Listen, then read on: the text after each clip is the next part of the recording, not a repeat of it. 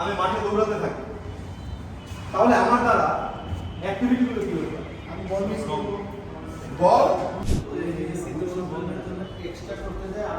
আরো double miss করে, তখন আরো পাজেল হয়ে যায়।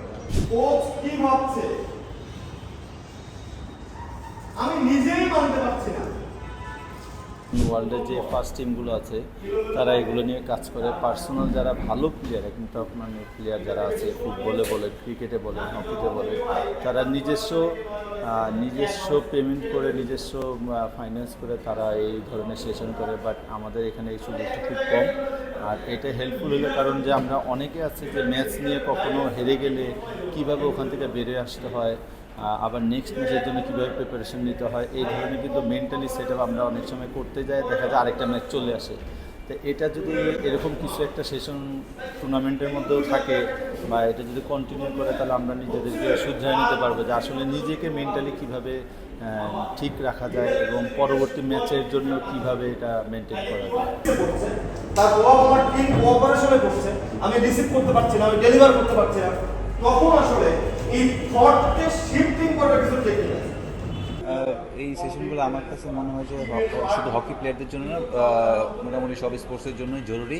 আর এটা আমরা খুবই এনজয় করছি, কারণ হচ্ছে ওনারা আজকে আমাদের যা শিখিয়েছেন বা যা বুঝিয়েছেন যে একটা টিম গেম কীভাবে খেলতে হয়, একটা লিডারশিপের কি স্টেপ থাকা দরকার, একটা লিডারশিপের লিডার একজনকে মেনে সামনে এগোলে টিম কতটা পজিটিভ রেজাল্ট করতে পারে, এইগুলো নিয়ে উনি আমাদের সাথে কথা বললো। তারপরে আরও বেশ কিছু এক্সপিরিয়েন্স আমাদের সাথে শেয়ার করেছে, যেগুলো হচ্ছে মাঠের ভিতরে আমরা খুব তাড়াতাড়ি কীভাবে কুইক রিকভারি করতে পারবো। শরীরের জগতে তুলনায়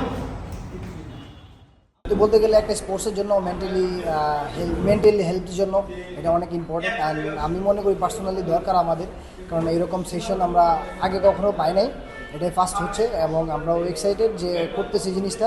কারণ একটা প্লেয়ারের মেন্টালি সব কিছু এত চাপ নিয়ে খেলতে হয়, এত কিছু নিয়ে খেলতে হয়, আমরা নিজেরাও জানতাম না।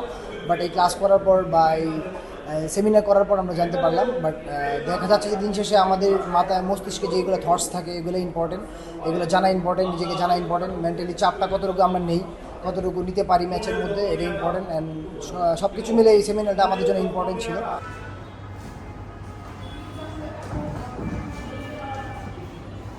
প্রথমত সেটা হচ্ছে আসলে প্লেয়ারদের জন্য এটা একটা উইন্ডো ওপেন করা, যেখানে আসলে তারা তাদের যে মানসিক অসুবিধাগুলা সেটা তারা বলতে পারে এখানে। কারণ কালচারাল কিছু ডিমান্ড থেকে দেখা যায় যে প্লেয়াররা এমনভাবে নিজেদেরকে ট্রেন্ড করে যে তাদের যে মানসিক অস্থিরতাগুলো আছে বা মানসিক যে অসুবিধাগুলো আছে এগুলো তারা বলতে পারবে না, এটা বলা মানে হচ্ছে তারা দুর্বল, এটা কালচারালি তারা লার্ন করে। কিন্তু দেখা যায় যে যখন আসলে একজন প্লেয়ার মানসিকভাবে কোনো অসুবিধায় ভুগছে, তখন সে তার বেস্ট যে পারফরমেন্সটা, সে হাজারও তখন ফিজিক্যালি ফিট থাকলেও সেই পারফরমেন্সটা সে দিতে পারে না।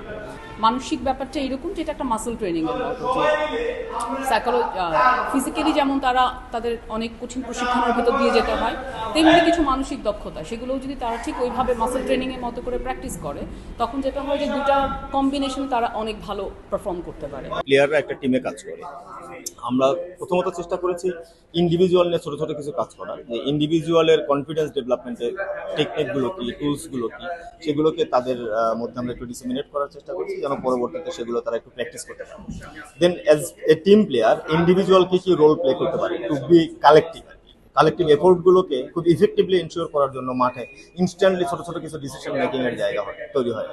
সেই জায়গাগুলো তারা সেই ডিসিশনগুলোকে কীভাবে খুব ফ্রিকোয়েন্সির মধ্য দিয়ে নিয়ে যেতে পারে এবং টিমকে কন্ট্রিবিউট করতে পারে, সেই জায়গাটা চেষ্টা করেছে।